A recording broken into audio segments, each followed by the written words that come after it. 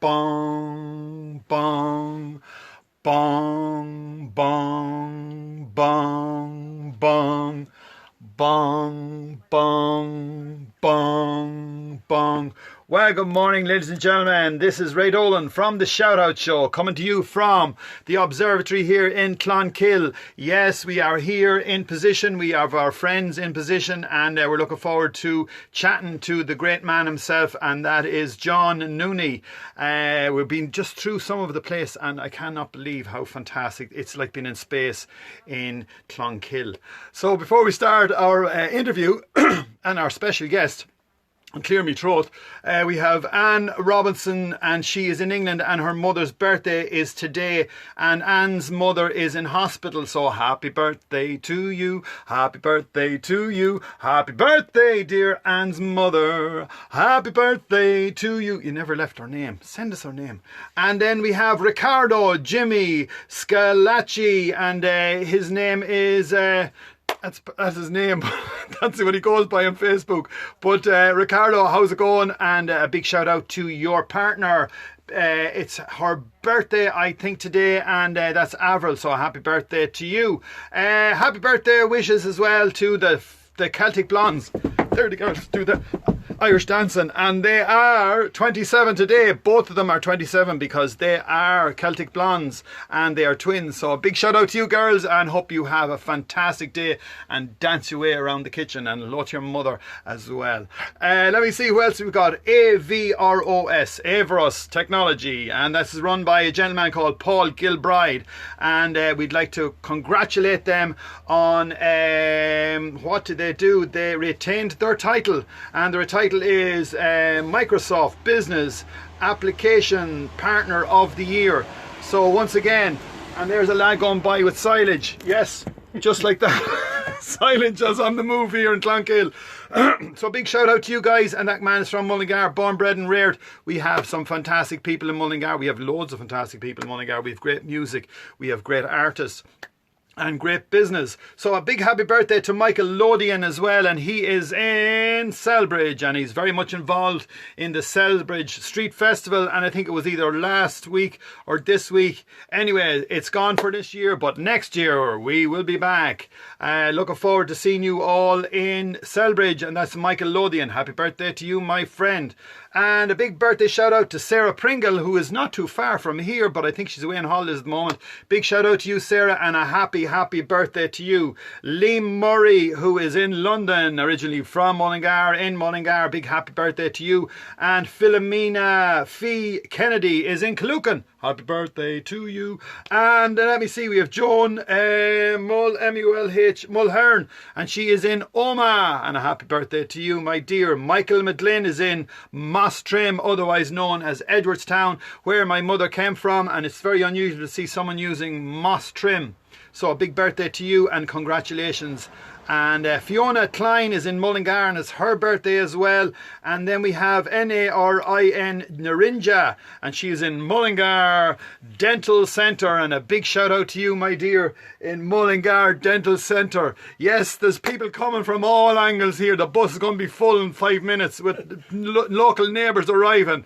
It's an event in its own, ladies and gentlemen. We are in Mullingar Astronomy, Mullingar Astronomy, and it's amazing. This gentleman is here anyway. He's in the bus, and we better turn our cameras around to meet the man himself, John Nooney. So let's get one camera on. John Nooney, great to have you in the bus, sir. Let me get my camera right here. Camera 1. Yes, we have that one working, and we get camera 2 on side here as well. Come around, Houston. Yes, we are. No, we haven't. We have. Yes. John, how are you? Great, Ray. Great to be here. John, it's a pleasure to have you on board, and we'd like to say thank you very much to your wonderful wife for inviting us out here. For many weeks, I said I'd get back to her last week and the week before, and then I thought to myself, do you know what? Today would be a great day because the weather is absolutely superb to come out and see yourself and Maura, and your daughter's here as well. But you have, your name is Nooney, and you're big into the moon as well. Many things, but they're just some of the photos. Not them all now. Yeah.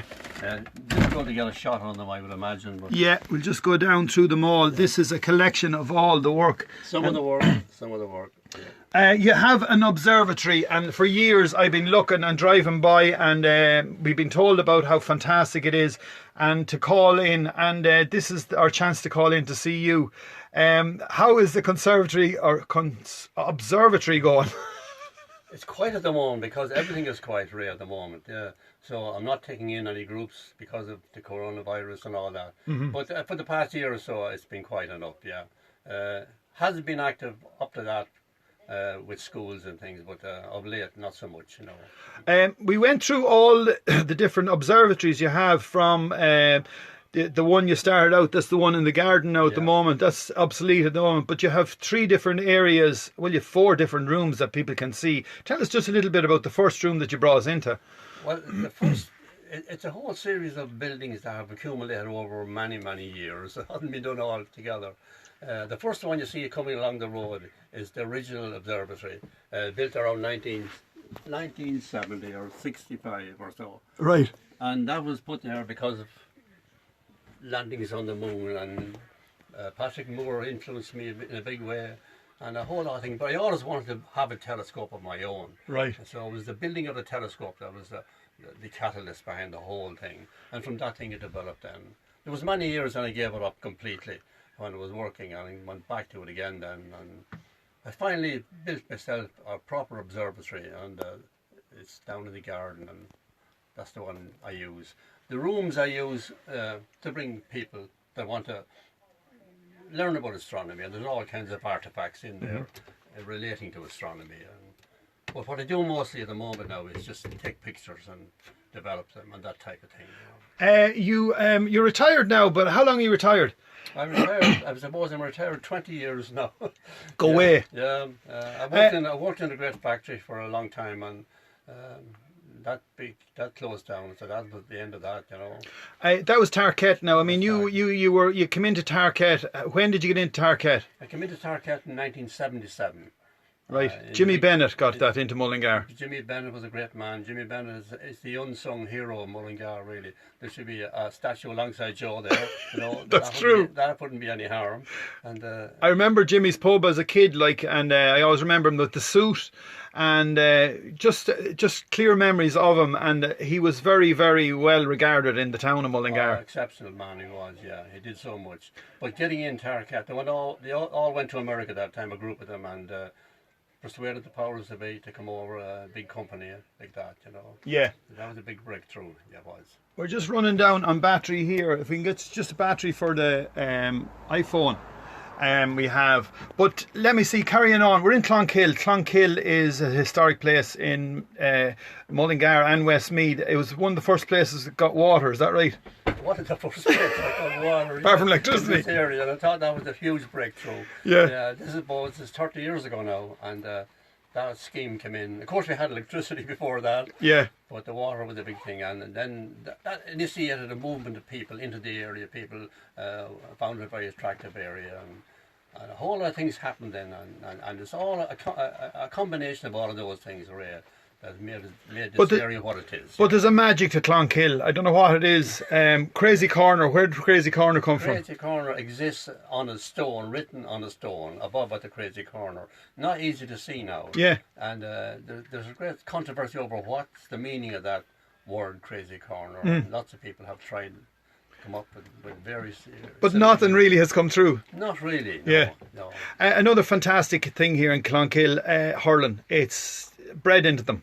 Well, it's more than bred in, but a huge tradition in hurling. A tradition must mean an awful lot, because way back they won an awful lot of stuff, you know. They won 4 in a row, one time they won 3 in a row, and now this present group is trying to emulate that, you know. And as well as that, girls are hurling out here as well, aren't they? Oh, Camogie. Well, Camogie is big all over the county, it's not just Clonkill. There's some other great clubs in the county as well as Clonkill, of course, you know. And we won't mention names because there's a good lot of them, and they all... Exactly, we won't start a row. We don't start a row, no. Tell me, so you were born in Mullingar, is that right?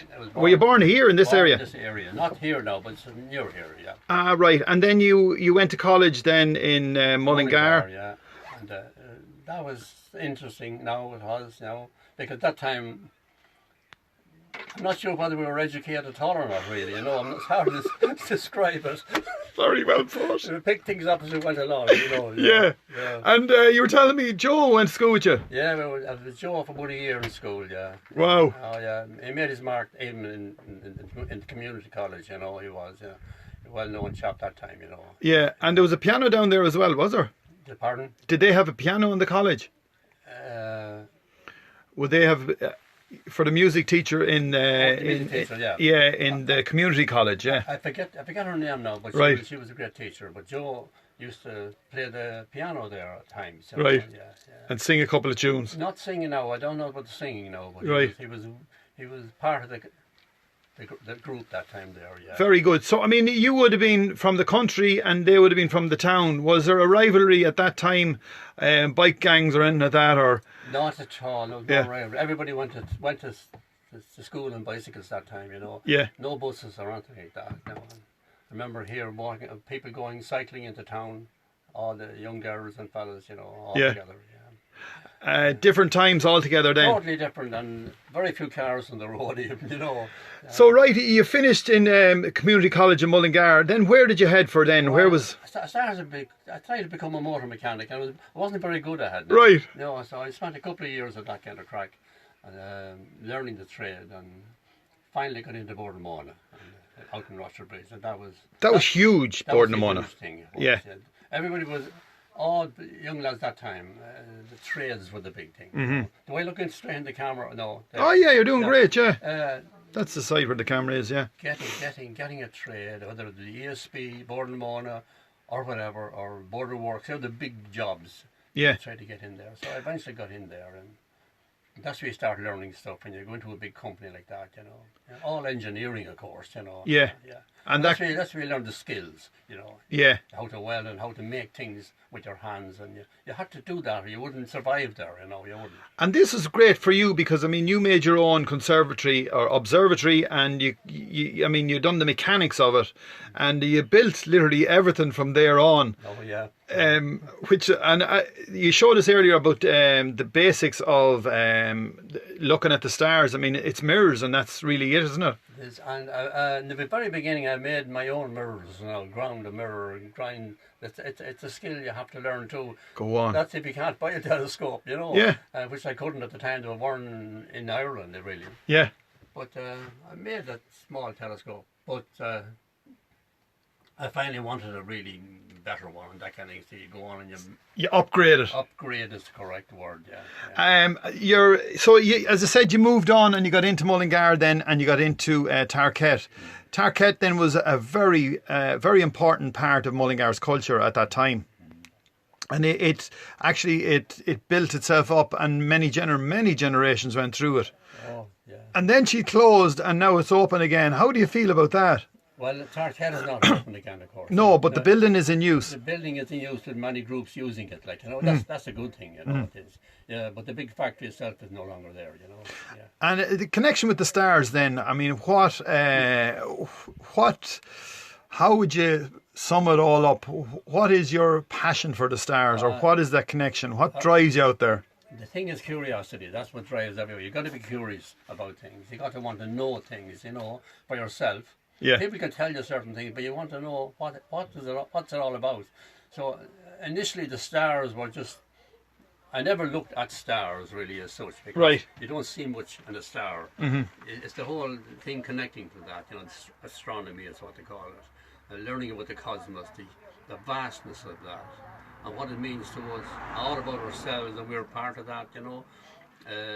The universe is so enormous. It's very difficult to describe this to people who are not really thinking much about, you know.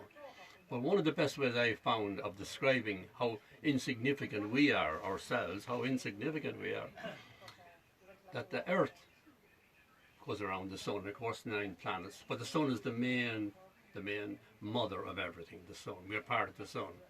But the sun itself is only a star, it's only one star. And someone one time, a few years ago, tried to count the number of stars in the universe. Australian scientists attempted to do it with their big telescopes. And they came up with a figure and it sums it up very quickly.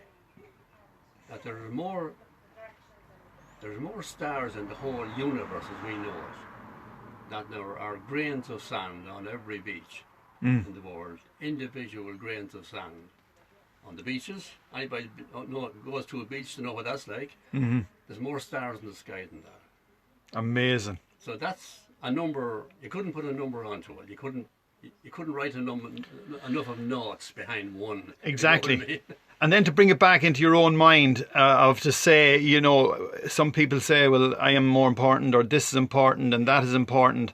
And then you connect and you go and you think of all the sand and going, my God, not that important. Fair enough in your own mind. It does complete a picture, it does. Yeah. So have you been watching the stars recently, or what do you think of the new space station taken off there recently, that new machine? Well, I watch all of that kind of stuff on YouTube and that kind of thing, and it's fantastic because you could become an armchair astronomer very quick. That's a term used to describe people that never go outside. You don't have to know because it's all there. It's all there on the big screen. You know? Yeah. It is, and I mean, we watched it. Everyone watched it all over the world. Thousands of people watched it, and it was really amazing just to see that you could actually look out the window and go, "Oh my God, there it goes." It was seen going across Ireland, and the size of it, and the whole idea that the piece came back. Do you remember when and it landed on the ship? That's right.